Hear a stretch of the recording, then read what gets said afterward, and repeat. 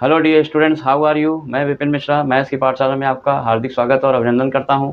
उम्मीद है दोस्तों आप सभी स्वस्थ होंगे और अपने लक्ष्य की ओर तेज़ी से आगे बढ़ रहे होंगे। दोस्तों आज की क्लास बहुत ही इंपॉर्टेंट होने वाली है, इसलिए आप हमारे चैनल को ज़्यादा से ज़्यादा लाइक और सब्सक्राइब कर लें, जिससे कि जितने भी इंपॉर्टेंट टॉपिक्स हैं आपको हम कवर करा सकें।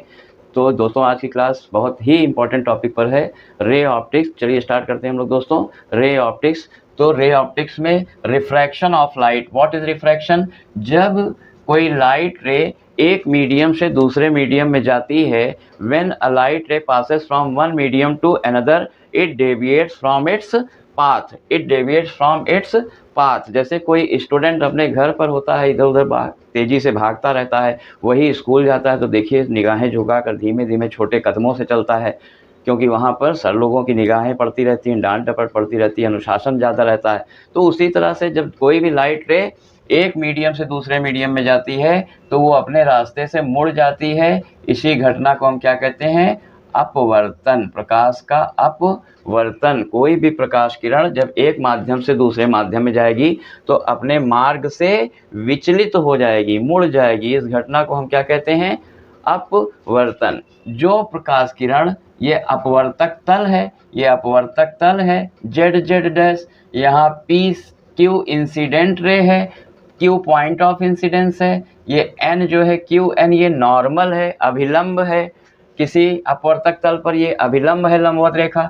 और क्यू आर ये क्या है? ये रिफ्रैक्टेड रे है, रिफ्रैक्टेड रे है। और ये इंसिडेंट रे है, ये दोस्तों इंसिडेंट रे है, इंसिडेंट रे है। और ये क्यू क्या है? पॉइंट ऑफ इंसिडेंस कहते हैं, पॉइंट ऑफ इंसिडेंस कहते हैं, पॉइंट ऑफ इंसिडेंस कहते हैं। और क्यू एन क्या है दोस्तों? ये नॉर्मल है, नॉर्मल।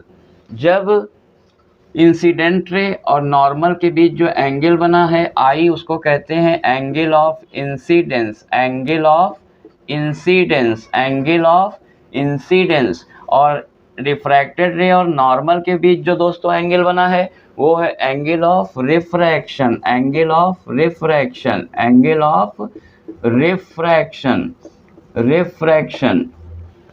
तो ये इसके बेसिक पॉइंट्स हैं, सारे नेमिंग है। नॉर्मल हो गया, रिफ्रैक्टिंग सरफेस हो गया, पॉइंट ऑफ इंसिडेंस हो गया, इंसिडेंट रे हो गया, ये रिफ्रैक्टेड रे हो गई। Angle between incident ray and normal is called angle of incidence, I से डिनोट करते हैं। Angle of refracted ray between angle between refracted ray and normal is called angle of refraction, R से denote करते हैं। जब light रे denser से rarer में जाती है, कभी भी लाइट रे अगर डेंसर मीडियम क्या होता है दोस्तों? जिसकी डेंसिटी ज़्यादा होती है। जब दो मीडियम का नाम बताए तो जिसकी डेंसिटी ज़्यादा है वो डेंसर मीडियम है और जिसकी डेंसिटी कम है वो रेयरर मीडियम है। जैसे मान लीजिए एयर और वाटर की बात करें तो एयर की डेंसिटी कम है तो वो रेयरर मीडियम है और वाटर की डेंसिटी ज़्यादा है तो वो डेंसर मीडियम है। तो जब कोई लाइट रे डेंसर से रेयरर में जाती है तो bends away from the normal. जब कोई सघन से, जिसका घनत्व तो ज़्यादा है सघन और जिसका घनत्व तो कम है वो माध्यम विरल है। तो जैसे वायु विरल माध्यम है और जल सघन माध्यम है। अगर जल और कांच की बात करें तो कांच ज़्यादा कठोर है, कांच का घनत्व तो ज़्यादा है। Glass is denser compare to the air या वाटर। तो सघन से अगर विरल में लाइट रे जा रही है तो bends away from the normal, इस केस में आई छोटा है, एंगल ऑफ आर बड़ा है। और जब लाइट रे रेयरर से डेंसर में जाएगी, when light ray passes from rarer to denser it bends toward the normal, ये नॉर्मल की तरफ झुक जाती है। जब कोई प्रकाश किरण विरल माध्यम से सघन माध्यम में जाती है तो अभिलंब की ओर झुक जाती है, इसमें आई बड़ा है और आर छोटा है। तो ये रिफ्रैक्शन क्यों होता है दोस्तों? रिफ्रैक्शन होने के पीछे जो मेन कारण है, जैसे आप अगर साइकिल से जा रहे हैं, हाईवे में कोई कंसंट्रेशन नहीं होता, पॉपुलेशन ट्रैफिक बहुत कम होता है तो आपकी स्पीड बहुत तेज़ होती है। लेकिन जब आप किसी दूसरे डेंसर इलाके में जाएंगे, जैसे चौक या कटरा है, किसी भीड़ भाड़ इलाके में सिविल लाइन्स में आएंगे, तो आपकी स्पीड ऑटोमेटिक कम हो जाएगी, क्योंकि बहुत पास पास में मोटर गाड़ियाँ चलती रहेंगी। तो जहाँ पर डेंसिटी कम होती है लाइट की स्पीड फास्ट होती है, जहाँ पर डेंसिटी ज़्यादा हो जाती है लाइट की स्पीड कम हो जाती है।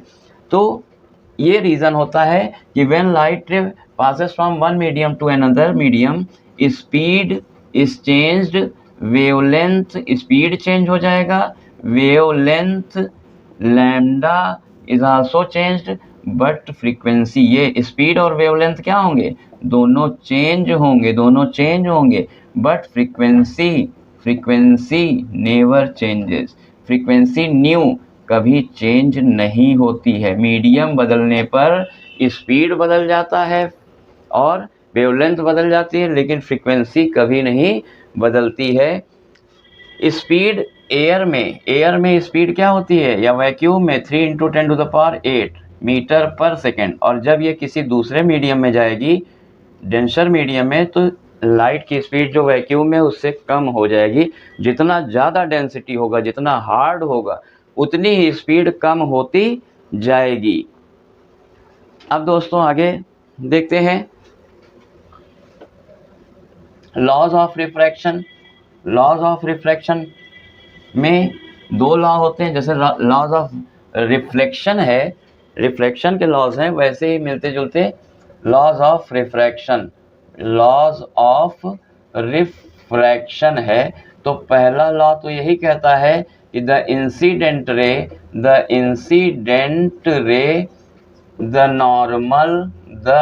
नॉर्मल एंड द रिफ्रैक्टेड रे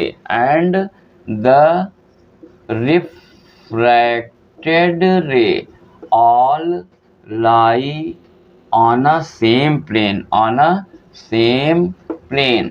तीनों आपतन बिंदु पर अभिलंब आपतित किरण और अपवर्तित किरण तीनों एक ही तल में होते हैं।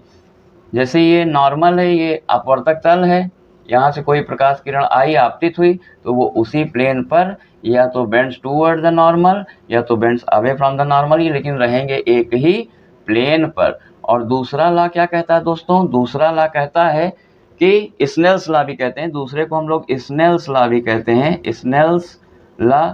इसमें ये बताया गया कि for a particular colour of light और for a particular wavelength of light, the ratio of sine of angle of incidence to the sine of angle of refraction is constant, and this constant is called refractive index of second medium with respect to first medium. Refractive index of second medium with respect to first medium, first medium. तो ये Snell's law ही इस angle आई का sign और इस are का sign का ratio constant होता है, और वो मीडियम के डेंसिटी पर डिपेंड करता है।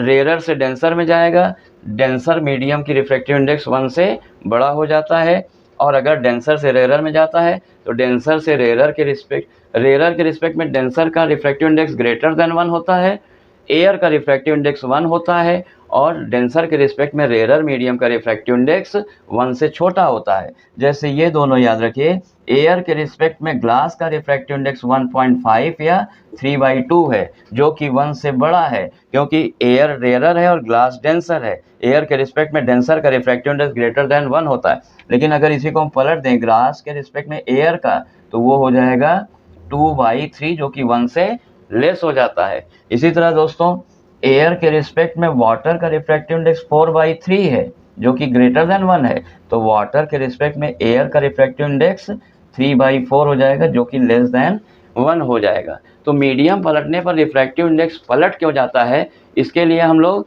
एक प्रिंसिपल ऑफ रिवर्सिबिलिटी देखेंगे। प्रिंसिपल ऑफ रिवर्सिबिलिटी समझ लेते हैं। Principle of reversibility, principle of reversibility, principle of reversibility.